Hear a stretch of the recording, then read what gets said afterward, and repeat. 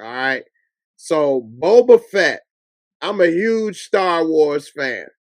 Okay. We'll talk about Star Wars, the Book of Boba Fett. Now, I think that Disney Plus has been doing a great job.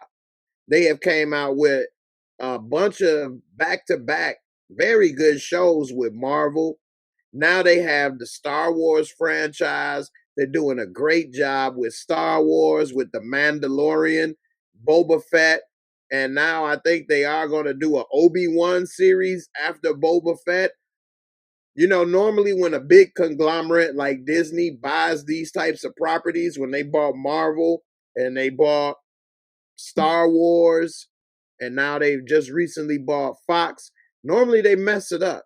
Normally they don't do a great job, but they have done an excellent, excellent job. Okay. This book of Boba Fett, episode one, I actually enjoyed. Now, I know a lot of people were saying they didn't like it. And it's a couple things that I did not like about Book of Boba Fett. Namely, number one, he took his mask off too much. I mean, we already know what he looked like because he's a clone.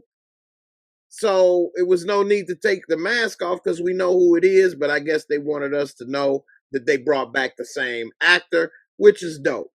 Okay, I give him credit for that. But it was no need to take the mask off so much and have him walking around without the mask off. Although, when you really think about it, Boba Fett never really had a lot of screen time in the original trilogy, and we just didn't get to know him too much other than he looked cool and he did have a couple things said, and we did see what we thought was him die in Return of the Jedi. Now, one of the things that I like about this book of Boba Fett is that it picks up right where it left off from Return of the Jedi when he was, we thought, killed, disposed of, when I believe it was Han Solo could barely see and knocked Boba Fett into the he was Jabba the Hutt's floating little ship or whatever, knocked him into that. Then he fell into the little sand monster that was in the sand with all the teeth. It looked like a little cuckoo from hell. Anyway, we thought that was the end.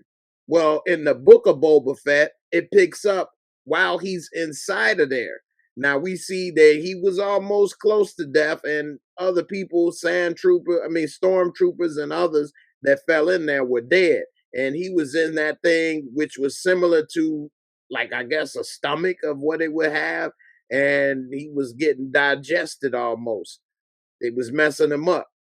But Boba Fett had that flamethrower. He had that fire. Who got that fire? And he burnt a little hole out of there. And we see he was able to escape and get out of there.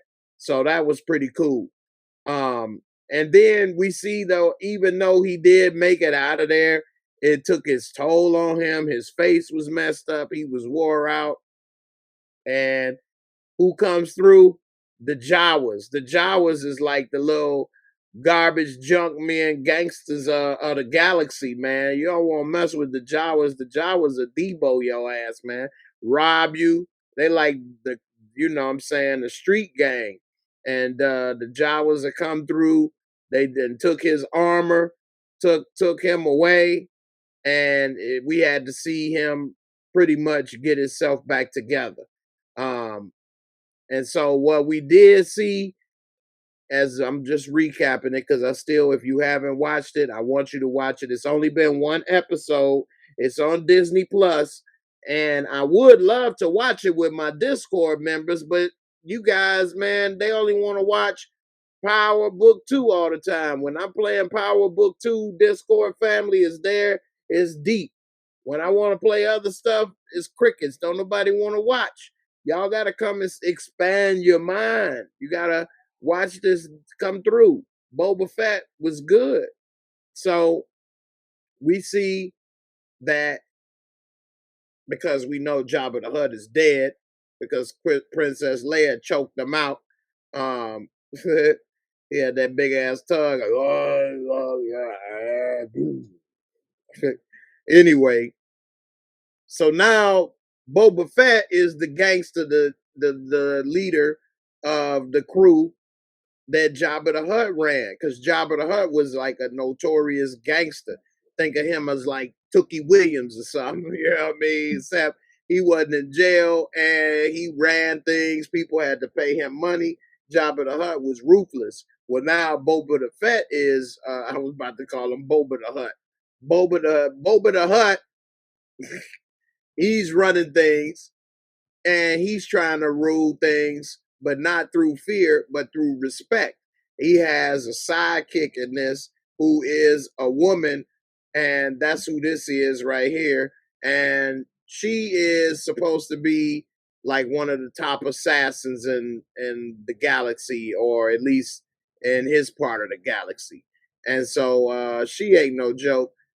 Boba Fett, he started to go around, try to establish himself in the hood, let them know, hey, I'm here, I'm running this, y'all gonna have to pay. They starting to break bread. Then we see some people try to test him, try to take him out, and Boba had to go ahead and get down and dirty. And I thought it was pretty good. It actually was really getting good, and it was over. That's the one other thing I didn't like, is it was kind of over too quick. And I would have liked to see more of that Boba. But anyway, I would rate Boba Fett. Let's give it a Moscow. So if we go down to the visuals and cinematography, I say it was excellent. It was on par to the Star Wars movies, which if you watch the Star Wars movies, that's some of the best special effects and cinematography ever put on a screen. Now, some of the story and other things may not be the best in all of it, but Star Wars looks great. That's A1. And Boba Fett, it looks just as good. And so I will give the visuals and cinematography a 25 for Boba Fett. That was top notch. Storyline and plot. I like the storyline and the plot of episode one. It was pretty good. It had a couple things that could have been tweaked or changed. But overall, this first episode, they showing how he got out of the sand monster, so it's no way for us to start saying, oh, this is stupid. He was dead. How he come back, blase, skippy, whoopty, whoop. So I'm going to give it a 20. It wasn't perfect, but it was damn good. We see the special effects and makeup, which were excellent, on par with Star Wars movies. The special effects, makeup, costumes, all of that was excellent. And I'm going to give that a 25. And the entertainment fun factor. This first episode was very entertaining. It was very fun to watch Boba Fett story and his journey. Something that we really never got to see.